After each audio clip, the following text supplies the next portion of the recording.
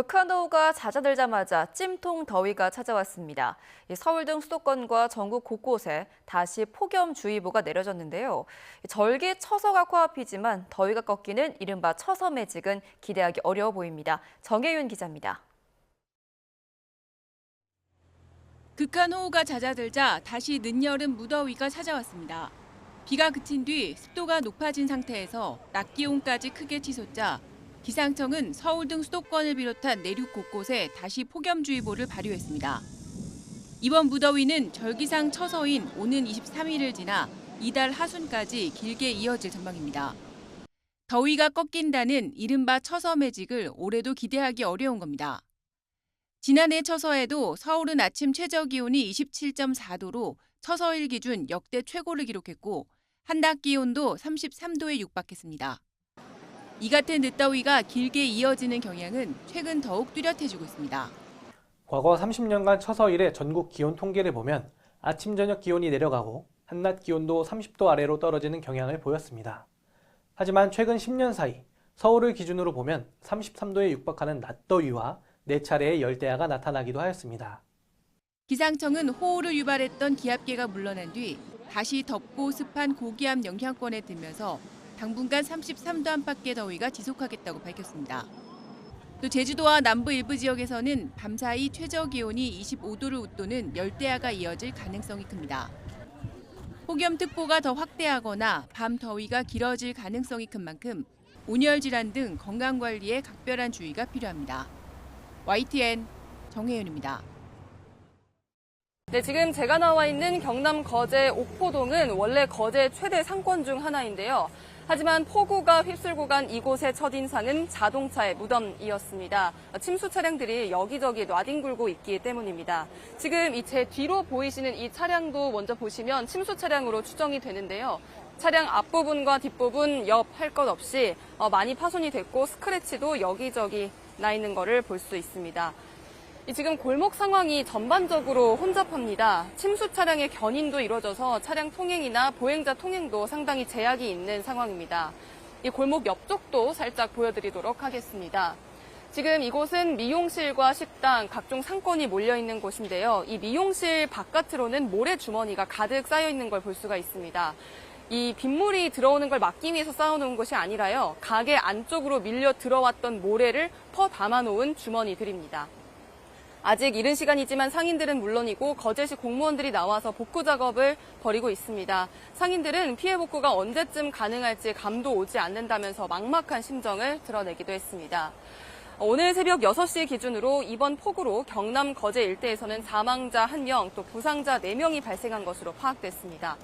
주택과 도로 침수, 나무 전도 등 피해 신고도 2,100건이 넘게 발생했고요. 단수 상태인 1,300여 세대는 늦은 시간까지 복구 작업이 이뤄졌습니다. 중앙재난안전대책본부는 지방정부별로 본격적인 피해 조사가 시작되면 피해 규모가 대폭 증가할 거로 전망하고 있습니다. 네, 이번엔 사건 사고 소식입니다. 경남 지역의 고등학교에서 여학생 얼굴을 이용한 성적인 합성물이 제작돼 이게 공유까지 됐습니다. 알고 보니 같은 학교 학생이 벌인 일이었습니다. 30명에 가까운 여학생이 범행 대상이 됐을 정도로 피해가 심각한데요. 경찰이 수사에 들어갔습니다. 이명준 기자의 단독 보도입니다.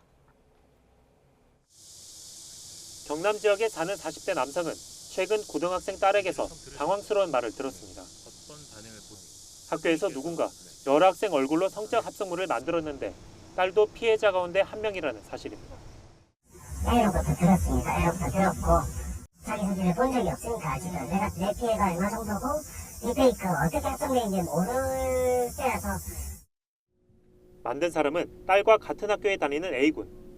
지난 3월에서 4월에 또래 여학생이 소셜미디어에 올린 사진으로 성적 합성물을 만들어 친구들에게 공유하기까지 했습니다. 현재까지 학교가 확인한 피해 학생은 30명 가까이 됩니다. 대부분 1학년으로 1학년에 피해가 없는 반이 없다는 게 학교 관계자 설명입니다. 이게 어딘가에 누군가의 핸드폰이든 컴퓨터든 어딘가에 남아있을 수 있다라는 그 가능성이 너무너무 저희를 힘들게 하고 있습니다. 심각한 피해로 발칵 뒤집힌 학교. 학교 측은 피해 학생들에게 상담 등을 지원하고 있고 A군과 피해 학생들 동선을 분리하고 있다고 설명했습니다. 학교에서 이런 사안이 발생하게 된 것에 대해 학교장으로서 죄송스럽게 생각합니다. 피해 학생에 대한 외부 연계 상담 및 프로그램을 적극 진행할 예정입니다. A군은 학교 조사에서 호기심이 그랬다고 진술했습니다. 경찰은 해당 사안을 수사 중이지만 민감한 사안이어서 자세한 내용은 설명할 수 없다는 입장입니다. 또래를 상대로 성적 합성물을 절약한 이번 사건의 경위를 파악하는 경찰이 어떤 수사 결론을 내릴지 관심이 쏠립니다. YTN 이명준입니다. 트럼프 대통령이 한미연합훈련 축소를 지시하면서 오는 27일까지로 예정된 훈련이 대폭 축소될 것으로 보입니다.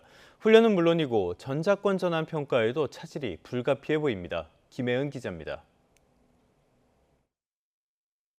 트럼프 미국 대통령의 한미연합훈련 축소 지시 이후 미국 측은 곧바로 축소 방안을 논의해왔습니다. 브런슨 주한미군 사령관은 한미연합훈련 이틀째 예정된 일정을 취소하고 국방부 청사를 깜짝 방문했습니다. 안규백 국방부 장관과 훈련 일정 축소를 논의한 걸로 알려졌는데 이번 UFS 일정 가운데 14건으로 예정된 대대급 이상 야외 실기동 훈련이 대폭 축소될 것으로 보입니다. 한미가 통합훈련이 아닌 각자 진행하는 등 수위를 조절하는 방안도 거론됩니다. 다음 주 27일까지로 예정된 훈련을 이번 주에 종료하는 방안도 검토되는 걸로 전해졌습니다. 이에 따라 전면전을 가정한 실전 연합훈련에 차질이 불가피해졌습니다. 특히 이번 한미훈련에서 주목된 점은 전작권 전환을 앞둔 한미 공동평가. 한미가 합의한 기준을 달성하게 되면 올해 SCM에서 미래연합사 FOC 검증과 전환 시기를 건의할 수 있을 것으로 전망됩니다. 초유의 훈련 축소에 우리의 작전 능력 검증에도 영향을 줄 거란 우려가 나오고 있습니다. 트럼프의 군사적 압박 속에 우리 정부가 호르무즈 해협에 대한 군사적 기여를 검토하고 있다고 언급한 점도 주목됩니다. 일단 가장 가능성 있는 군사적 옵션은 해상 초계기 같은 군 자산을 투입하는 방안이 거론됩니다. 크게 보면 해상 초계기 같은 게 있을 수 있고요. 그 다음에 이제 우리 군수 지원함 같은 게 있을 수 있고, 그 다음에 기뢰를 제거하는 장비 제공, 그런 것들이 있을 수 있는데, 이 부분은 이제 미국하고 상당히 협의를 해야 되겠다라고 얘기를 하기 때문에 그 내용 중에 뭐 하나가 되지 않겠는가. 전문가들은 호르무즈 해협에 대한 군 자산 투입이 결정된다 해도 나토를 포함한 국제적인 공조하에 시간을 두고 진행할 것으로 내다보고 있습니다. YTN 김혜은입니다. 트럼프 대통령의 화풀이, 그러니까 이란 전쟁의 출구를 찾을 수 없는 상황에서 우리가 희생양이 됐다는 분석이 나옵니다. 미국 하원의 여야 지도부의 반응도 엇갈렸습니다. 워싱턴으로 가보겠습니다. 홍상희 특파원. 트럼프 대통령의 한미연합훈련 축소 지시 파장이 이어지고 있는데요. 미국 언론 보도를 보니까 우리가 희생양이 됐다고 분석하고 있네요. 네, 미국 매체 악시오스는 오늘 미국이 이란 전쟁에서 힘의 한계를 드러내면서 트럼프 대통령이 동맹국을 맹비난하고 있다고 보도했습니다. 지난 2월 시작한 이란 전쟁이 6개월째 이어지면서 이란 전쟁에 협조하지 않는 동맹국에 이 책임을 미루고 있다는 분석입니다. 악시오스는 특히 트럼프 대통령이 이 동맹국 응징에서 최근 한국이 깜짝 놀랄 희생양이 됐다고 지적했습니다. 한국이 이란 비핵화를 돕지 않겠다고 했다며 매년 이뤄져 온 한미연합훈련 을지 자유의 방패 축소를 지시했기 때문입니다. 트럼프 대통령은 어제도 한국이 미국을 도우려 하지 않았다며 불만을 터뜨렸는데요. 동맹국보다 북한의 이익을 우선시하고 있다는 비판에는 김정은 북한 국무위원장과의 친분으로 상황을 더 안전하게 관리하고 있는 거라고 주장했습니다. 트럼프 대통령의 어제 발언 들어보시겠습니다. I get along with them very well. No, what I'm doing is making things safer. We can't go around and protect all of these countries, especially when they're not there to help us. 악시오스는 또 트럼프 대통령의 한미연합 훈련 축소와 함께 이 태평양에 배치됐던 미 해군 항공모함이 중동으로 이동하면서 태평양 안보 공백이 현실화되고 있다고 지적했습니다. 미 해군 조지 워싱턴 항모 강습단은 이 승조원의 투신 시도가 일어난 링컨함과의 교대를 위해 중동으로 향하고 있기 때문에 태평양에서 미 해군 항모가 없는 상황이 벌어지고 있는 겁니다. 악시오스는 이란 전쟁 장기화로 태평양 지역의 미 해군 항모 부재가 몇 달씩 이어질 수 있다면서 태평양에서의 중국의 영향력이 확대될 수 있다고 지적했습니다. 미국 싱크탱크인 허드슨 연구소는 이 동맹국들의 미국의 안보 공약에 대한 의심이 커질 경우 중국은 전쟁을 할 필요도 없이 역량을 키워갈 거라고 강조했습니다. 네, 미국 정치권의 반응은 어떻게 나옵니까?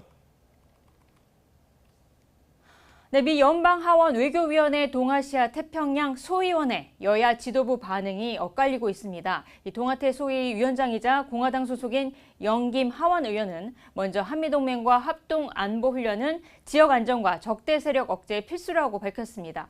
그러면서도 한국 정부의 미국 기업과 시민에 대한 대우 등에 대해 우려를 하고 있다면서 이재명 대통령이 미국을 중요한 동맹으로 대우할 것을 촉구한다고 강조했습니다. 이번 한미훈련 축소 배경으로 트럼프 대통령이 지목한 이란 전쟁 비협조뿐 아니라 미국 기업에 대한 대우 문제를 제기하고 있는 겁니다. 최근 미 국무부 차관보가 밝힌 것과 마찬가지로 쿠팡 등 미국 기업이 한국 정부로부터 차별을 받고 있다는 주장을 거듭 강조한 겁니다. 영킴 의원과 달리 미 하원 동아태 소위 야당 간사인 아미베라 의원은 동맹국에 대한 배신이라며 훈련 축소 지시를 비판했습니다. 오늘 보도자료를 냈는데요. 이 베라 의원은 공산주의 독재자에게 편의를 주기 위해 미국의 억지 태세를 약화하는 건 동맹국과 인도태평양 전역에서 미국의 신뢰를 훼손하는 거라고 밝혔습니다.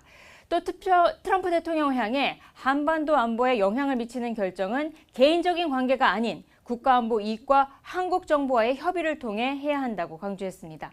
지금까지 워싱턴에서 전해드렸습니다.